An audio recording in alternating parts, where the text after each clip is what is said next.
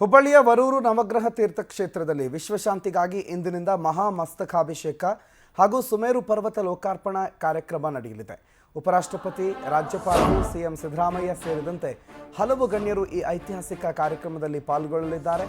ರಾಷ್ಟ್ರಸಂತ ಆಚಾರ್ಯ ಶ್ರೀ ಗುಣಧರ ನಂದಿ ಮಹಾರಾಜರ ನೇತೃತ್ವದಲ್ಲಿ ಹಾಗೂ ಶ್ರೀ ಕ್ಷೇತ್ರ ಧರ್ಮಸ್ಥಳ ಧರ್ಮಾಧಿಕಾರಿ ಡಾಕ್ಟರ್ ವೀರೇಂದ್ರ ಹೆಗಡೆ ಅವರ ಅಧ್ಯಕ್ಷತೆಯಲ್ಲಿ ಜನವರಿ 26ರವರೆಗೆ ವಿವಿಧ ಕಾರ್ಯಕ್ರಮಗಳು ನಡೆಯಲಿವೆ.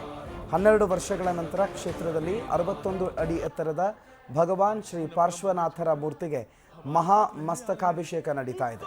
ರಾಜ್ಯ ಹೊರ ರಾಜ್ಯದಿಂದ ಭಕ್ತರು ಅಪಾರ ಸಂಖ್ಯೆಯಲ್ಲಿ ಈಗಾಗಲೇ ಕ್ಷೇತ್ರಕ್ಕೆ ಆಗಮಿಸಿದ್ದಾರೆ. 11 ದಿನಗಳ ಕಾಲ ನಡೆಯುವ ಈ ಸಮಾರಂಭಕ್ಕೆ ಕ್ಷೇತ್ರ ಸಕಲ ಸಿಂಗಾರಗೊಂಡಿದೆ.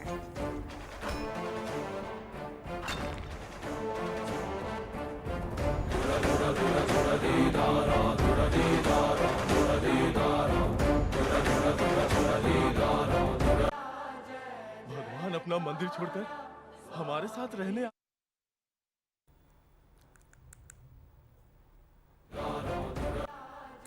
ಹುಬ್ಬಳ್ಳಿಯ ವರೂರು ನವಗ್ರಹ ತೀರ್ಥಕ್ಷೇತ್ರದಲ್ಲಿ ಮಹಾಮಸ್ತಕಾಭಿಷೇಕ ನಡೀತಾ ಇದೆ. ಸುಮೇರು ಪರ್ವತ ಲೋಕಾರ್ಪಣೆ ಕಾರ್ಯಕ್ರಮ ಕೂಡ ನಡೀತಿದೆ.